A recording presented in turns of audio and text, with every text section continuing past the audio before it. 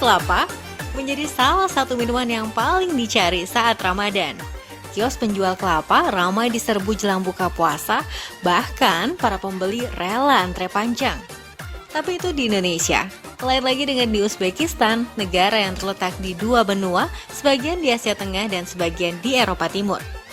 Minum es kelapa di Uzbekistan mungkin hanya terjadi dalam mimpi. Itu yang diceritakan Sekretaris 2 Kedutaan Uzbekistan untuk Indonesia, Muzaffar Abduazimov, kepada RRI. I would say that the one difference I found about the ingredients that the two nations consuming during the Ramadan. Satu hal yang berbeda yang dikonsumsi oleh masyarakat kedua negara selama Ramadan, saya tahu kelapa sangat populer di Indonesia. Sayangnya bagi masyarakat Uzbekistan, seperti mimpi untuk memiliki kelapa. Kita tidak minum kelapa karena kita tidak punya buah-buahan tropis. Tapi tentu saja kami minum banyak air putih selama berpuasa Ramadan. Seperti disampaikan Muzaffar, kelapa memang merupakan tanaman khas negara tropis. Sementara, Uzbekistan adalah negara beriklim kontinental dengan geografis yang terkurung di daratan. Negara ini merupakan satu dari dua negara di dunia yang letaknya betul-betul terjepit daratan atau landlocked. Uzbekistan didominasi oleh padang pasir yang luas dan pegunungan, maka tak ada kelapa tumbuh di tanah Uzbekistan.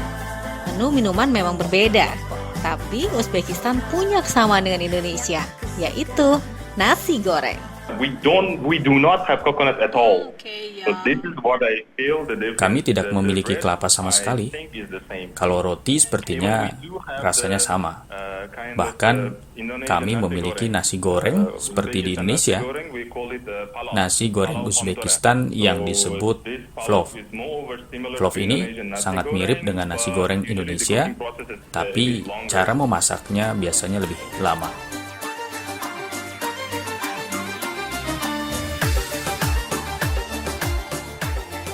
Yang unik dari plov, makanan nasional Uzbekistan yang bentuknya mirip dengan nasi goreng Indonesia ini, adalah disajikan dalam setiap kesempatan.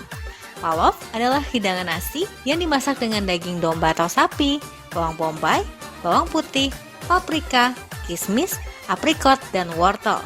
Plov dihidangkan saat pernikahan, ulang tahun, ataupun perayaan apapun dan kini juga menjadi menu iftar. Uniknya, sebagai street food atau masakan rumahan, plov dimasak dalam jumlah banyak di wajan seukuran yang sangat besar yang disebut dengan kazan. Menurut Muzaffar, makanan yang telah mendapat label dari UNESCO sebagai warisan budaya kemanusiaan ini merepresentasikan budaya dari masyarakat di sana yang suka berbagi. You cook maybe 2 hours in plov.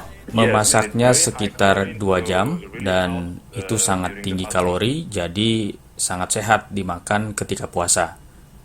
Karena kami suka untuk berbagi makanan dan berbagi kebahagiaan kepada orang-orang. Ini adalah bagian dari kebudayaan kami.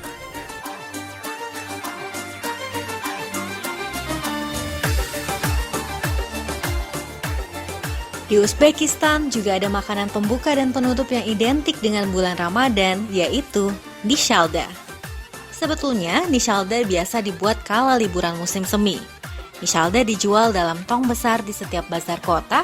Penjual biasanya mengenakan gaun putih, mengaduk nishalda yang putih dan manis di kuali seukuran bak mandi dengan sendok besar. Tekstur nishalda sangat kental sehingga sendok bisa berdiri di dalamnya. Menurut Muzaffar, hidangan ini tidak hanya enak, tetapi juga bermanfaat. We do have a special dishes in Uzbekistan. Kami mempunyai dessert favorit selama Ramadan yang disebut dengan nishalda.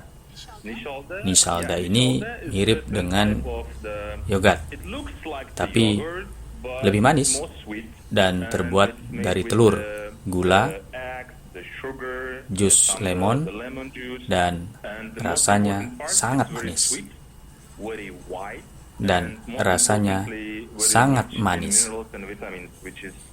Yang paling penting rasanya sangat manis dan warnanya sangat putih. Yang paling penting makanan ini kaya akan susu dan vitamin selama Ramadan.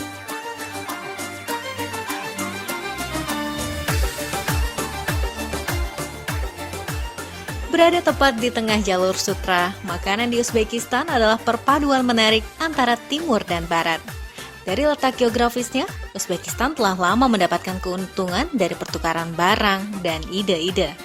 Pertukaran ini memungkinkan budayanya berkembang seperti yang dapat dilihat pada mosaik, kerajinan, bangunan, karya seni, dan terutama dari makanan yang menakjubkan di negara itu. Pendengar, itulah cerita dari Uzbekistan. Masih ada cerita menarik lainnya tentang keunikan Ramadan dari berbagai belahan dunia. Saya Sekar Sari, sampai jumpa.